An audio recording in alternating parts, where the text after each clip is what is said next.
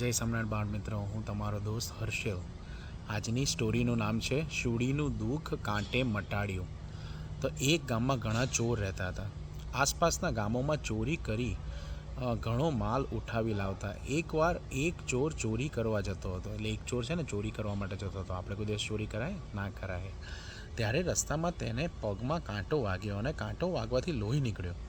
તેથી તે નજીકમાં આવેલા મંદિરના ઓટલે બેઠો અને સંત કથા કરતા હતા તે સાંભળવા લાગ્યો.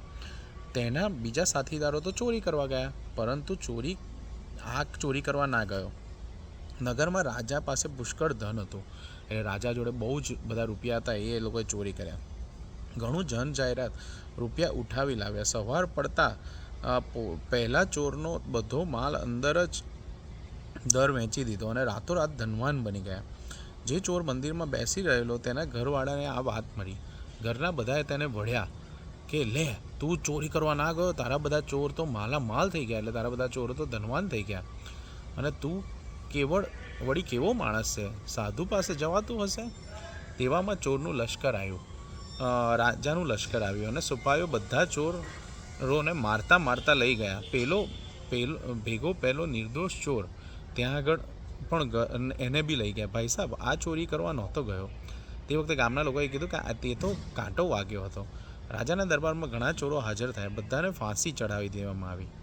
ત્યારે સાધુ મહારાજ ત્યાં પાસે પહોંચી ગયા અને તે નિર્દોષ ચોરની સાક્ષી પૂરી કે આ તો ત્યાં આગળ નહોતો ગયો, આ તો નિર્દોષ હતો, મારી જોડે કથા વાર્તા સાંભળો.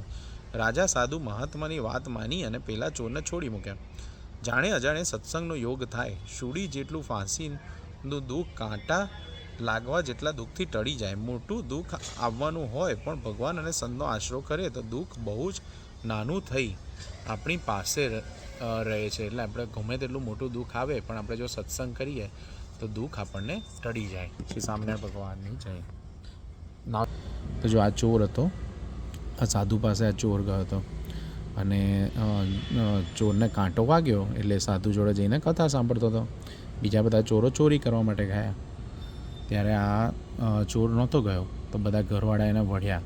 પછી જ્યારે લશ્કર આવ્યું ત્યારે બધા ચોરોને લઈ ગયા અહીંયા આગળ અને બધાને ફાંસી સંભળાવી. ત્યારે સાધુએ આવી અને ચોરને બચાવી લીધો કે આ તો મારી જોડે કથા સાંભળવા બેઠો હતો.